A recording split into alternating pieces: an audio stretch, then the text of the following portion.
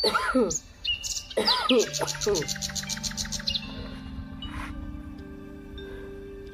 बच्चो तनी बिहाय के लोटा पानी बच्चो चुप रहो। ढेर की सोरी बात दे दे कहियो खाना में जा हर चल जीवा एक के मुंह पर। का रे तोरा कब्बे का बराबर सुनातानी मन में तोरा कुछ भइल बा का? घर में सुबह शाम झगड़े लड़ाई का फेरा में रहत बाले।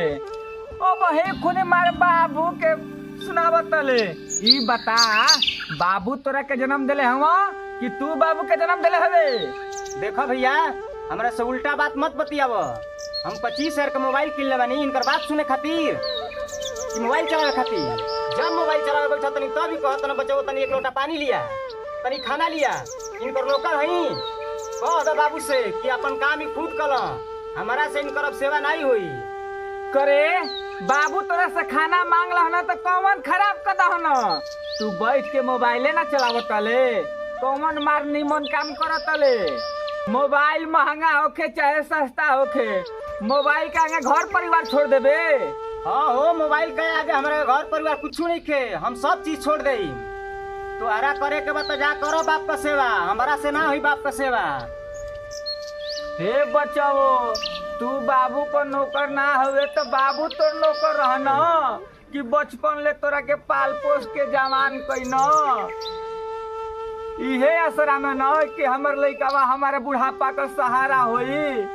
तू बाबू ले है तोरे बतिया बतले बाबू तोर बतिया सुन के अपना मनवा में का सोचत हुई तनी तू ही बता तो।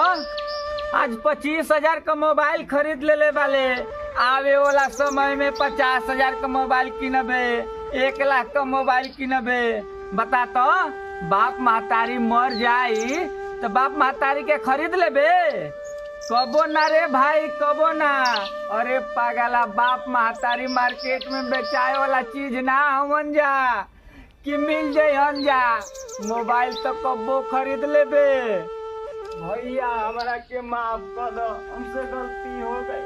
अरे बच्चो वो हमारा से कहा माफी मांगले वाले मांगे के बाद तो बाबू से माफी मांग। बाबू हमके माफ करो हमसे गलती हो गई बेटा।